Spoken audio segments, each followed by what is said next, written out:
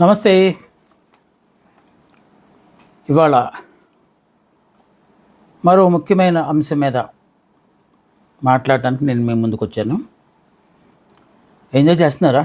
Commentary బాక్స్లో మనం ప్రతిరోజు చేస్తున్న ఈ అంశాలు మీ ఫీడ్బ్యాక్ అంటే మీ కామెంట్స్ని బట్టి నేను ఏమైనా మార్చుకోవాలన్నా అదంతా నాకు వీలవుతుంది. కనుక మీ స్పందన, నేను చెప్పాను కదా గతంలో నాకు ప్రేరణని, ఇవాళ ఒక ప్రపంచాన్ని కుదిపేస్తున్న ఒక అంశం గురించి మనం ఇవాళ మాట్లాడాలనుకుంటున్నాం. ప్రపంచీకరణ పర్యవసనాలు. వినడానికి చాలా బాగుంది, గ్లోబలైజేషన్ అనే మాట. ప్రపంచీకరణ ముప్పేట దాడి జరిగింది మనకు 1990వ సంవత్సరం నుంచే ఇది మన మీద తన ప్రతాపాన్ని చూపటం ప్రారంభించింది. ప్రపంచీకరణ, ప్రైవేటీకరణ, సరళీకృత విధానాలకు మార్గం సుగమమైన సంవత్సరం అది 1990. అంటే మనం గ్యాట్ అనే ఒక ఒప్పందం మీద సంతకం పెట్టిన సంవత్సరం అది. అంటే అంటారు కదా, మన పివి నరసింహరావు గారు సంస్కరణలకు ఆద్యులోని వారు హయాంలోనే ఇది ప్రారంభమైంది. అంటే ప్రపంచంలో ఏకాకిగా మనగలగటం అనేది చాలా కష్టమైన పని అనే ఒక వాతావరణాన్ని సృష్టించిన సందర్భం అది.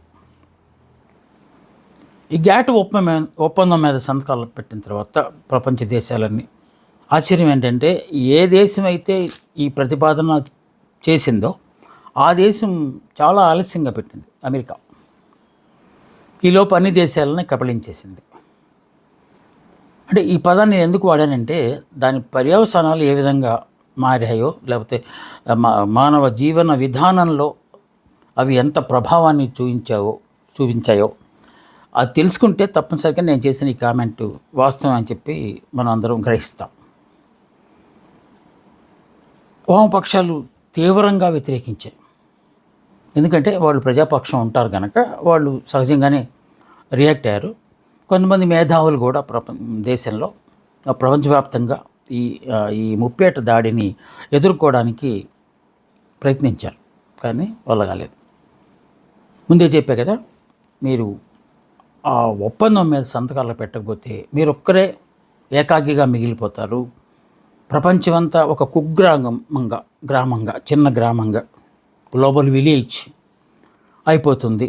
దాంట్లో మీరు వ్యాపారం చేసుకుంటారా, ఇంకేదైనా చేసుకుంటారా, అయితేనే మీరు మనుగడ సాధించగలరు, లేకపోతే మీకు భవిష్యత్తు లేదు అనే వాతావరణాన్ని క్రియేట్ చేశారు. దానికి తొలిసారిగా బలైపోయిన దేశం యుఎస్ఎస్ఆర్, యునైటెడ్ స్టేట్స్. రష్యా మీకు తెలిసిందే. చాలా దేశాల తాలూకు ఒక కూటమి యుఎస్ఎస్ఆర్ అనేది చాలా బలంగా అగ్రరాజ్యంలో అమెరికాకు ధీటుగా, ఒక విధంగా చెప్పాలంటే అమెరికాను హెచ్చరించే ఒక దేశంగా ఉండేది. అక్కడ ఎప్పుడైతే ఈ సరళీకృత ఆర్థిక విధానాలు ప్రవేశించాయో అక్కడ స్వేచ్ఛ పెరిగిపోయింది పూర్తిగా. విలాసాలకు జనం అలవాటు పడ్డారు, నియంత్రణ లేకుండా పోయింది. దాంతో అంతర్యుద్ధాలు ఇక మౌలే, అంతా విచ్ఛిన్నం అయిపోయింది. అంటే వామపక్షాలు అంగీకరించదు దాన్ని, అంటే పతనం అనేదాన్ని అంగీకరించరు, కానీ ప్రస్తుతానికి ఆ దేశం మొక్కలైపోయింది. దానికి ఒకానొక ప్రధాన కారణం తప్పనిసరిగా ఈ మూడే: ప్రపంచీకరణ, ప్రైవేటీకరణ, సరళీకరణ. ఈ మూడిటి వల్ల చాలా దేశాల్లో విచ్చలవిడితనం పెరిగిపోయింది. అంతే కదా, ఒకప్పుడు విదేశీ వస్తువులు మన దేశానికి రావాలంటే కస్టమ్స్, రకరకాల పన్నులన్నీ కడితే కానీ మన దేశానికి వచ్చేవి కాదు. ఒక ఫారిన్ వస్తువు వాడుతున్నారంటే అది ఒక ప్రెస్టేజ్గా ఫీల్ అయిన రోజుల నుంచి ఇప్పుడు రోడ్డు మీద కొవ్వలుగా పోసి గొడుగులు వేసుకుని అమ్మేస్తున్నారు. అది ప్రపంచీకరణ, లేకపోతే ప్రైవేటీకరణ, లేకపోతే సరళీకరణ తీసుకొచ్చిన ఒక పెద్ద పెనుమార్పు. మరి దీన్ని ఆహ్వానించవచ్చు కదా అని మనం అంటే, ఇది కొన్ని దేశాలకు ఇది అంతగా సూట్ కాదు. ముఖ్యంగా వ్యవసాయ ఆధారిత దేశం మన దేశానికి దీనివల్ల జరిగిన నష్టం ఏంటి, ఒక చిన్న ఉదాహరణతో మీకు చెప్పాలని ప్రయత్నిస్తున్నాం. గతంలో వ్యవసాయదారుడు అంటే వ్యవసాయదారుడు అంటే రైతు తాను పండించిన పంటలో కొంత భాగాన్ని ఉంచుకొని మళ్ళీ ఆ తర్వాత వేయాల్సిన పంట కాలం వచ్చినప్పుడు ఈ ఉంచుకున్న గింజల్ని ఇది మన ప్యాడీ అయితే అదే వరి ధాన్యం అయితే ఆ విత్తనాలని విత్తుకోవడానికి తనకు హక్కు ఉండేది. ఈ ఒప్పందం ప్రకారం ఆ హక్కు అంతరించిపోయింది. అంటే వాళ్ళు ఏ విత్తనం కొనమంటే అదే విత్తనం మనం కొనాలి, దాన్నే పండించాలి. ఆ విధానం వచ్చేసింది. ఇప్పుడు రైతులందరూ పడుతున్న బాధ అది. విత్తనాల కోసం క్యూలో నుంచవలసిన పరిస్థితి. అలాంటి విత్తనాలు వేయడం వల్ల భూమి సారమంతా నశించిపోతే తెగుళ్ళు వస్తాయి. వాళ్ళు ఆ తెగుళ్ళకి మందులు కూడా వాళ్ళు చెప్పిన మందులే మనం కొనాలి. ఈ మధ్య కాలంలో చూడండి టీవీల్లో కానీ ఎన్ని యాడ్స్ వస్తాయంటే వ్యవసాయ పనులు ప్రారంభమైన రోజుల్లో ఈ పెస్టిసైడ్కి వాటికి సంబంధించిన రకరకాలు. ఒకవేళ మీరు విత్తు కనుక నాటుకుని మీరే వేసుకుంటే మీరు వాడిన ఈ క్రిమిసంహారక మందుల వల్ల భూమిలో సారమంతా పోయి మీరు వేసిన విత్తనాలు పూర్తిగా మొలవు. అలాంటి వాతావరణాన్ని క్రియేట్ చేశారు. సో ఘాట్లో మనం సంతకం పెట్టాం కనుక చేయాలి. ఈ ఇచ్చిపుచ్చుకునే ధోరణి కొంత దానికి మాత్రం కొంత మార్గం సుగమమైంది. వాళ్ళు మన వస్తువులు కొంటారు, మనం వాళ్ళ వస్తువులు కొంటారు. ప్రపంచం అంతా ఒక మార్కెట్ కనుక ఆ మార్కెట్లో మన వస్తువులను కూడా ఇప్పుడు మేక్ ఇన్ ఇండియా అనేది ఒకటి పెట్టారు కదా. మేక్ ఇన్ ఇండియా అనేది ప్రపంచవ్యాప్తంగా మనం కూడా భారతదేశంలో ఉత్పత్తి అయిన వస్తువులను యంత్రాలను వేరే దేశాల్లో కూడా అమ్ముకునే ఒక వెసులుబాటు వచ్చిన మాట వాస్తవం. కానీ నేను ఇందాక వ్యవసాయ రంగం అని చెప్పా కదా, అది పూర్తిగా దెబ్బతినేసింది దీనివల్ల. ఈ ప్రపంచీకరణలో వచ్చిన ఒక ఆర్థిక సరళీకృత ఇందాక చెప్పాను కదా, ఆ ఫ్లెక్సిబిలిటీ వల్ల ఎఫ్డిఐ అయిన ఒక భూతం నన్ను పట్టి పీడించింది.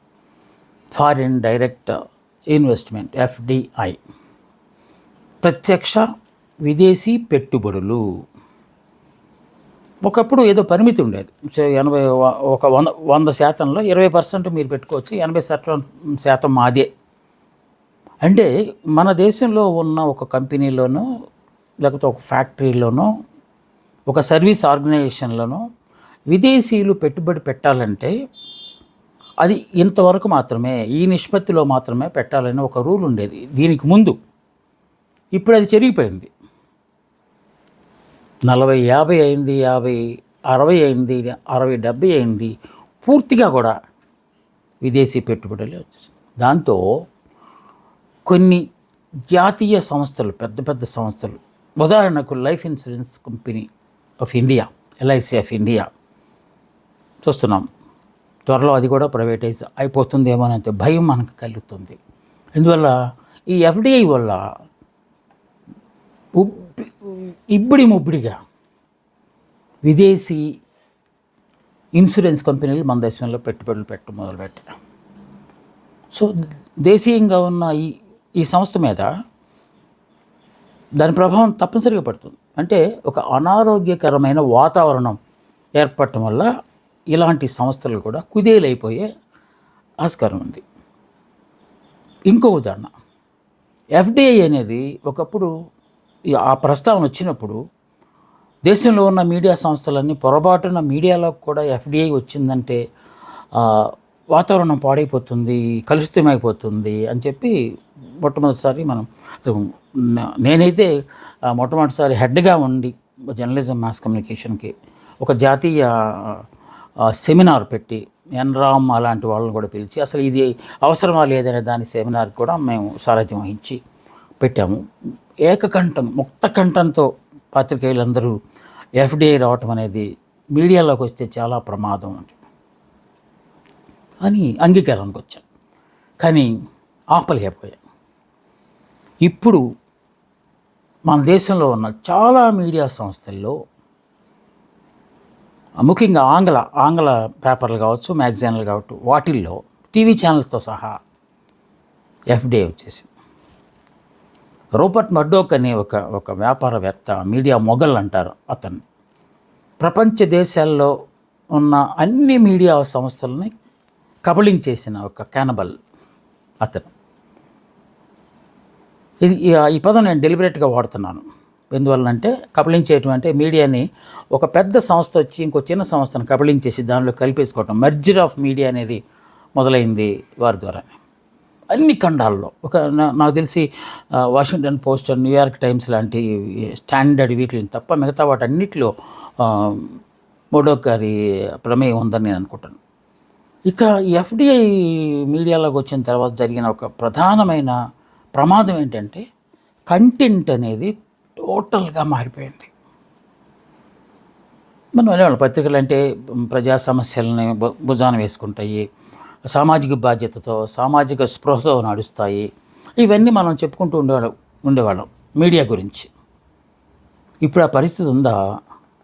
మీడియా ఎంత విమర్శకు గురవుతుందో మనం గమనించామా? ఎందువల్ల? ఎఫ్డిఐ దాంట్లో కూడా వచ్చేసింది. కొన్ని పేర్లు కూడా మనం మాట్లాడుకుందాం. ఇండియా టుడే అనే ఒక మ్యాగజైన్ ప్రాంతీయ భాషల్లో కూడా తమ ఎడిషన్స్ను ప్రారంభించింది. మ్యాగజైన్ చాలా ప్రెస్టీజియస్. అరుణ్ పురి లాంటి వాళ్ళు ఎడిటర్గా ఉన్నప్పుడు చాలా గొప్పగా నడిచింది. ఇండియా టుడేలో వచ్చిందంటే అది ఒక పెద్ద స్టాండర్డ్. ఇది మన రాష్ట్రంలో అమర్నాథ్ కే మీనన్ గారు వీళ్ళందరూ పెద్ద పెద్ద వాళ్ళు ఉండేవాడు ఇండియా టుడేలో. రాజేంద్ర గారు. ఇండియా టుడే ఈ ప్రాంతీయ భాషా పత్రికలు మ్యాగజైన్లలో ఎఫ్డిఐ వచ్చిన తర్వాత ముఖ చిత్రం పూర్తిగా మారిపోయింది. ఐ కోట్ అండర్లైన్ ముఖ చిత్రం అంటే యాక్టివిటీ ఆఫ్ ఇండియా టుడేతో పాటుగా కవర్ పేజ్ ఉంటుంది కదా, కవర్ పేజ్ కూడా టోటల్గా మారిపోయింది. కవర్ పేజ్ అంతకుముందు ఈ ఎఫ్డిఐ రాకముందు ఏ పిడికిలు బిగించిన చెయ్యి కానీ, లేకపోతే కార్మికుల గురించి కానీ, లేకపోతే అనేక కష్టాలు పడుతున్న రైతుల గురించి కానీ, లేకపోతే విద్యార్థుల గురించి కానీ కవర్ పేజీల్లో వచ్చాయి. ఈ కంటెంట్ మీద ఎంత ప్రభావం చూపెట్టిందంటే ఎఫ్డిఐ అనేది అది కొంచెం సిగ్గు లేకుండా మనం చెప్పుకోవాల్సి వస్తుంది అలాంటివన్నీ. ఒకనొక కవర్ పేజీ ఆర్టికల్ ఏంటంటే ఆంటీలు అబ్బాయిలను ఎందుకు కోరుకుంటారు, ఎక్స్క్లూజివ్ స్టోరీ. అది ఫోటో వేస్తారు, దానికి సర్వే చేసినట్టు సర్వే కూడా లోపల వేస్తారు. దాంట్లో హైదరాబాదులో ఎంతమంది ఆంటీలు అబ్బాయిలను కోరుకుంటున్నారు, బాంబేలో ఎంతమంది, ఏదో సర్వే చేసినట్టుగా వేస్తారు. అది కంటెంట్లో టోటల్గా మార్పు వచ్చేసింది. అవి ఎవరైనా అడిగారా? అడగలేదు కదా. మరి ఎఫ్డిఐ ఫారిన్లో అవన్నీ చాలా కామన్. వెస్ట్రన్ కంట్రీస్లో ఇప్పుడు నేను చెప్పిన ఈ ఆంటీ రిలేషన్ అనేది చాలా కామన్. కనుక అవే మన దగ్గర కూడా పెట్టాలని పడుతుంది. ఎందుకంటే పెట్టుబడిదారుడు వాడికి అనుగుణంగా వ్యాపారం చేయాలనుకుంటాడు తప్ప మన ట్రెడిషనల్ దృష్టిలో పెట్టుకుని, మన ఎథిక్స్ని దృష్టిలో పెట్టుకుని వ్యాపారం చేయమంటే వాడిని కోరుకోడు కదా. సేమ్ అంతే. టెలివిజన్ కంటెంట్లో కూడా ఫైట్లు, లేకపోతే ఇక జుగుప్సాకరమైన అంశాల మీద డిస్కషన్స్, చెదారం అంతా వచ్చేసింది. ఎందుకు? విదేశాలు పెట్టుబడి పెట్టేసి దాంట్లో ఎక్కువ శాతం వాటాలు వాళ్ళు తీసుకున్నారు కనుక ఖచ్చితంగా. ఎందుకంటే ఒకప్పుడు మనం దూరదర్శన్ అనుకునేవాళ్ళు, ఏంటి ప్రోగ్రామ్స్ క్వాలిటీ లేదేం లేదు అని, పోటీ వస్తే బాగుంటుంది అని చెప్పి మనం అనుకునేవాళ్ళు. అంటే ప్రైవేట్ రంగంలో కూడా టెలివిజన్ రంగం మీడియా విస్తరిస్తే అప్పుడు పోటీ ఏర్పడుతుంది, దానివల్ల క్వాలిటీ పెరుగుతుంది అని చెప్పి ఒకప్పుడు మనం అనుకునేవాళ్ళం. ఆ పోటీ ఆరోగ్యకరమైన పోటీ అయి ఉండాలి. కానీ ఇక్కడ అనారోగ్యకరమైన పోటీ రావటం వల్ల ఈ ప్రాధాన్యాలు పూర్తిగా మారిపోయినాయి, ప్రయారిటీస్ పూర్తిగా మారిపోయాయి. ఈ ఆర్థిక సరళీకృత విధానాలు వచ్చిన తర్వాత ఈ ఆన్లైన్ మార్కెటింగ్ అనేది ఇంకో పెద్ద ప్రమాదకరమైన ఇది. మనకు అంతకుముందు అలవాటు లేదు. ఏదైనా షాప్కి వెళ్తే ఉంటే మహా అయితే దసరా సీజన్లోనో దీపావళి సీజన్లోనో వెళ్ళి ఒక సామాను కొనుక్కుంటాం. సెంటిమెంట్గా కొంతమంది ఫీల్ అవుతుంది, దసరా కొత్తది కొన్నానని ఫీల్ అవుతాం. ఇప్పుడు ప్రతిరోజు దసరానే. అమెజాన్, ఫ్లిప్కార్ట్, ఎన్ని వాడు ఒక టార్గెట్ తీసుకుంటాడు, ఛాలెంజ్ అంటే అదేంటంటే 100 లక్షల లేకపోతే 1000 లక్షల టార్గెట్ ఈ ఏడాది పూర్తి చేయాలనుకుంటా. వాడు సక్సీడ్ అయిపోతున్నాడు. అంటే ప్రతిదీ అక్కడ కొనేలాగా.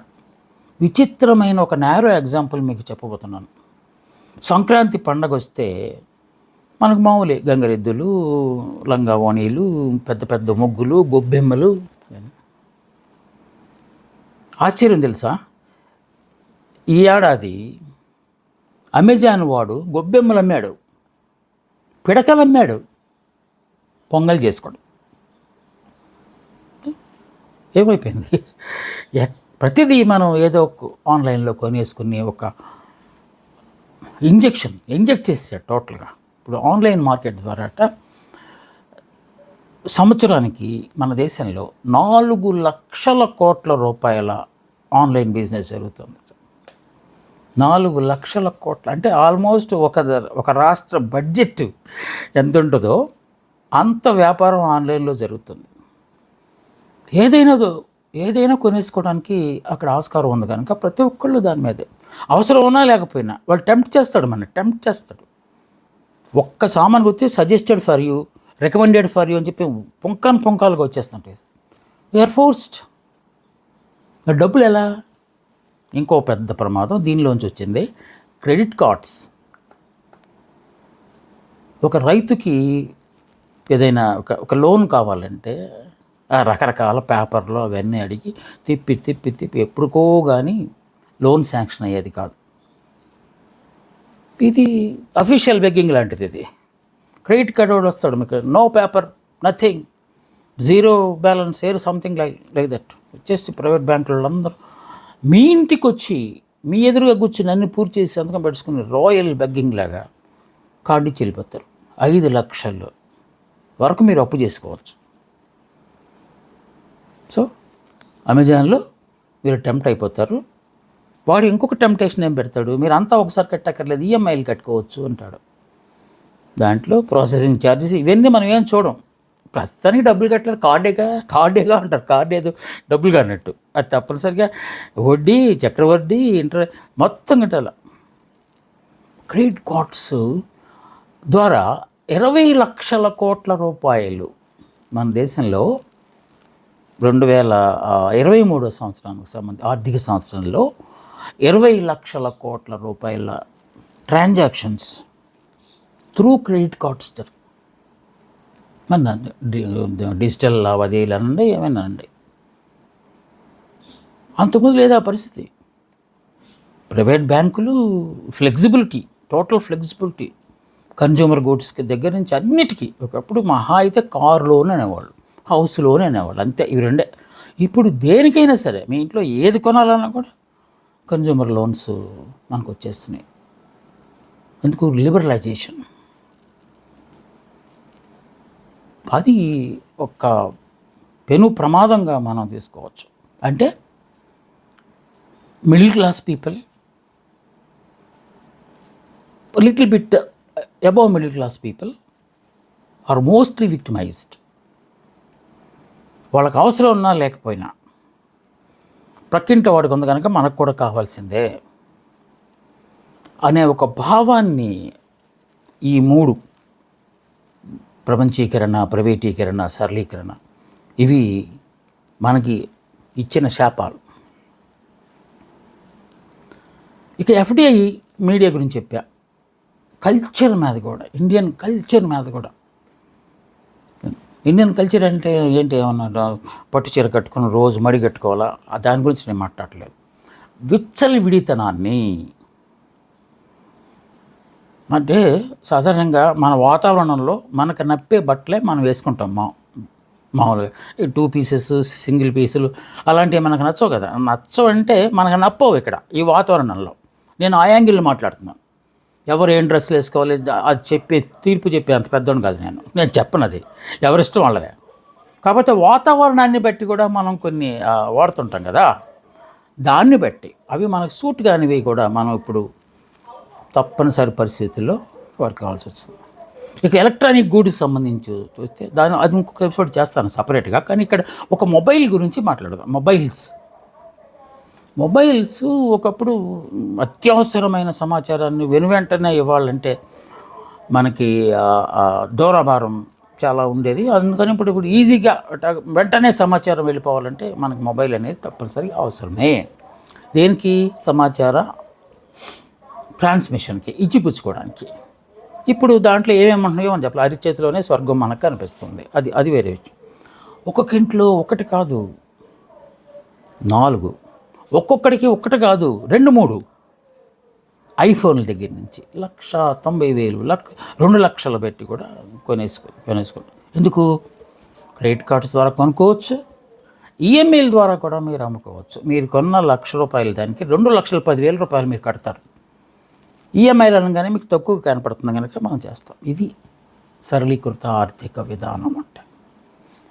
ప్రమాదం కదా ఈ 3 మనల్ని ఎంత ఇంకా ఫుడ్ ఇండస్ట్రీ మీద, ఆరోగ్య అంశాల మీద ఇది ఎంత ప్రభావం చూపెడుతుందంటే, ఒకప్పుడు మనకి కేఎఫ్సీ అంటే ఏంటి అనే దశ నుంచి కేఎఫ్సీ మన ప్రతి సందులో కేఎఫ్సీ వచ్చేసింది. ఎవడో కూడా ఫ్రాంచైజ్ తీసుకుంటాడు, KFC is available. Pizzas, burgers, maximum ఏంటి మనం వీధుల్లో బజ్జీలు, పునుగులు, దశ నుంచి ఇప్పుడు పిజ్జాలు, బర్గర్. ఇవి తినేవాళ్ళు నేను ఏమంటలేదు, వాళ్ళ ఆరోగ్యం సక్రమంగా ఉంటే ఇవి తింటే తప్పేం లేదు. కానీ వాటిల్లో సక్రమైనవి ఉంటున్నాయా లేదా, కల్తీ జరుగుతుందా లేదా అనేదాన్ని వాళ్ళ విచక్షణ మీద అది ఆధారపడి ఉందని నేను దాన్ని ఏం అనలేదు. మనకి క్రొత్తగా వచ్చిన ఆహారపు అలవాట్ల గురించి మాత్రమే నేను ఇక్కడ మాట్లాడనుకున్నాను. ఇవన్నీ మనకు లేనివే, వాటిని మనం ఇప్పుడు అలవాట్లుగా చేసుకున్నాం. ఇంకొకటి వీటి వల్ల వచ్చిన ఇంకొకటి ఇంటికే సప్లై. మీరు వెళ్ళి ఏం కొనక్కర్లేదు, నిమిషాల్లో ఇలాగ జొమాటో అయిపోయాయి. 2 నిమిషాల్లో మీ ఇంటికి వచ్చేస్తుంది. ఆడిస్తాడు 13 నిమిషాలు 15 నిమిషాలు, అది దాటితే మీ డబ్బులు మీకు ఇచ్చేస్తాం ఇలాంటి టెంప్టేషన్లన్నీ దాంట్లో పెడతాడు. Yes, immediate. దానివల్ల జరుగుతున్న అనర్థం ఏంటి? డబ్బులు ఓకే, కొత్త అలవాట్లు అది ఓకే, ఆరోగ్యం మెయిన్. అది పిజ్జాలు ఎవరు తింటారు? బాగా చలి ఎక్కువ 0 టెంపరేచర్ ఉన్న వాళ్ళు తింటారు. మనకు అది పడదు కదా, మనం కారం గట్లు తిని బ్రతికిన శరీరాలు కదా.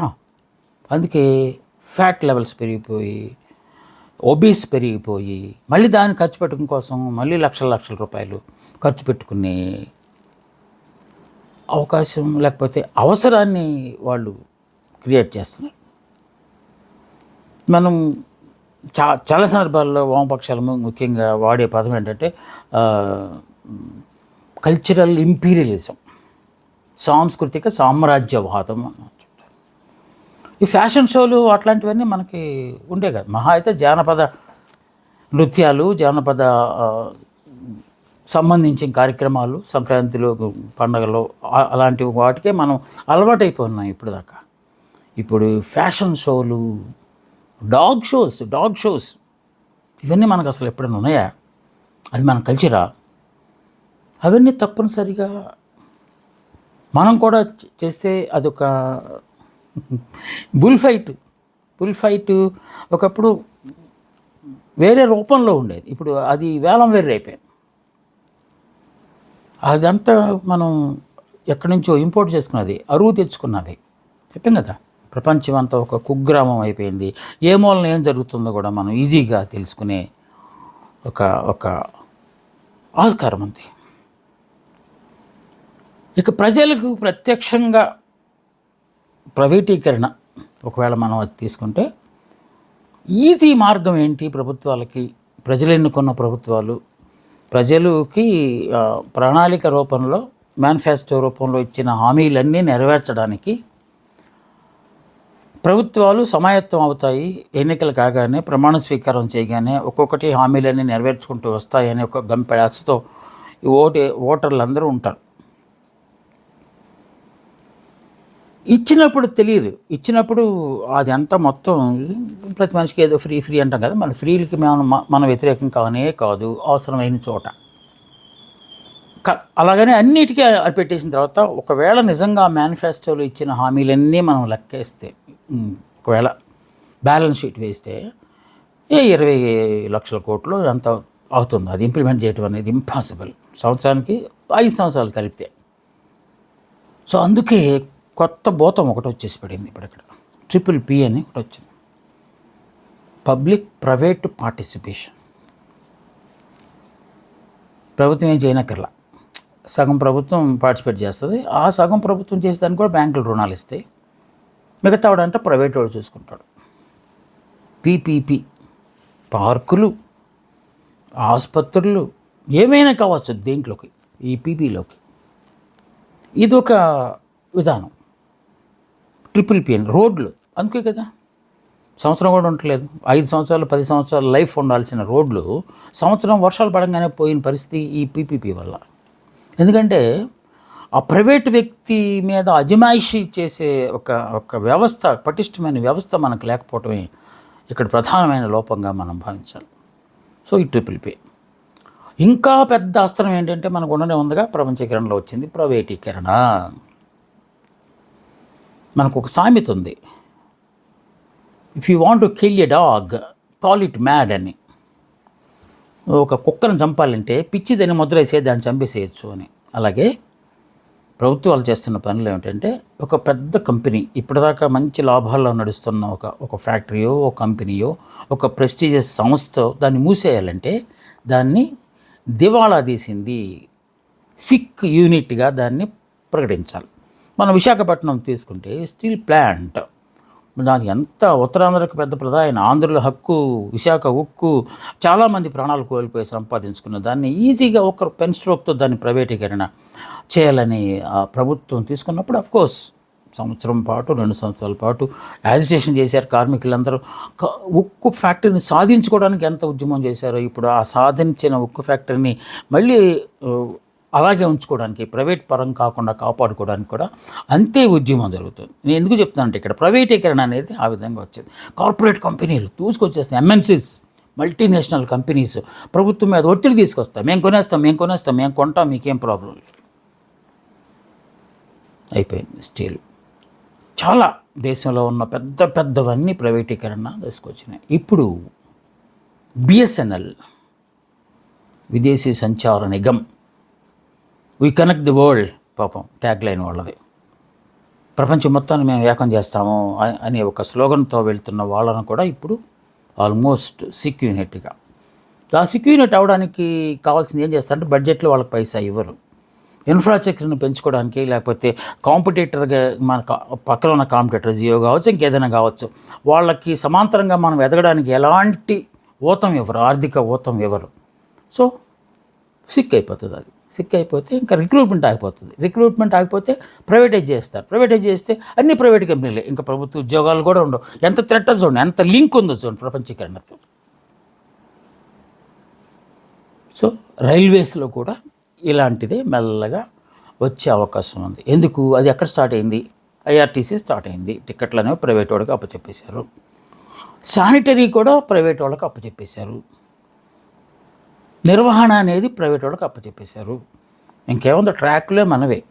ఏమో ఆ ట్రాక్లు కూడా కిలోమీటర్లలో ప్రైవేట్ వాళ్ళకి ఇస్తారేమో. ఎటు ఎయిర్పోర్ట్స్ అన్నీ ప్రైవేటు సూపర్విజన్లోనే ఉన్నాయి కనుక రైల్వే స్టేషన్లు, రైల్వే నిర్వహణ అంతా ప్రైవేట్ పరం అయిపోయినా కూడా ఆశ్చర్యం లేదు. సో ఎంత ప్రమాదం ఉందో, మనం ఉత్తినే సింపుల్గా ప్రపంచీకరణ అనే ఒక పదంలో, ఒక దానిలో, ఒక మంత్రంలో, మాయాజాలంలో ఎన్ని పర్యవసానాలు ఉన్నాయో చూడండి. మనం బైలాటరల్ రిలేషన్స్ అంటారు. మీ దేశం నుంచి మా దేశానికి ఏమైనా పంపొచ్చు, మా దేశం నుంచి మీ దేశానికి ఏమైనా పంపించవచ్చు అనేది ఒకటి పెట్టారు. అమెరికా వాళ్ళు కాటన్ అడుగుతారు, మన పొందూరు లాంటి కాటన్ మనం అక్కడ పంపిస్తాం. చాలా ప్రెస్టీజియస్ చేనేత వస్త్రాలు. కానీ ఒప్పందం ప్రకారం వాళ్ళు తీసుకునే ఆ కాటన్ను, ఒక అధ్యయనం ప్రకారం, నేను మామూలుగా అతిశక్తిలాగా చెప్పట్లేదు, ఈ కాటన్ను, ప్యూర్ కాటన్ వాళ్ళు ధరించడానికి కాకుండా వేరే చెత్త చెదరాలకు వాడేస్తున్నారంటే మీరు నమ్ముతారా? మన దేశంలో పండే బంగాళదుంపలను ఎక్స్పోర్ట్ పేరుతో మనం అక్కడ పంపిస్తే, ఒప్పందం మేరకు పంపిస్తే, వాటిని పందులకు, పశువులకు వేస్తున్నారని మనం గమనిస్తున్నామా? అయినా సరే మనము ఈ గ్యాట్లోంచి బయటికి రాలేము, ఈ ప్రపంచీకరణ మాయాజాలం నుంచి బయటికి రాలేము. ఎందుకంటే అదొక పెద్ద రొచ్చు, ఏమీ చేయలేని పరిస్థితి. ఇలాగా మాట్లాడుకో. కానీ ఎక్కడో ఒక చోట మొదలవ్వాలి. ఇది నశించాలి, లేకపోతే ఇది ఆ, మరుగైపోవాలని ఉద్యమాలు రావాల్సిన అవసరం ఎంతైనా ఉంది. Thank you. నమస్కారం. మీ ప్రొఫెసర్ బాబీ.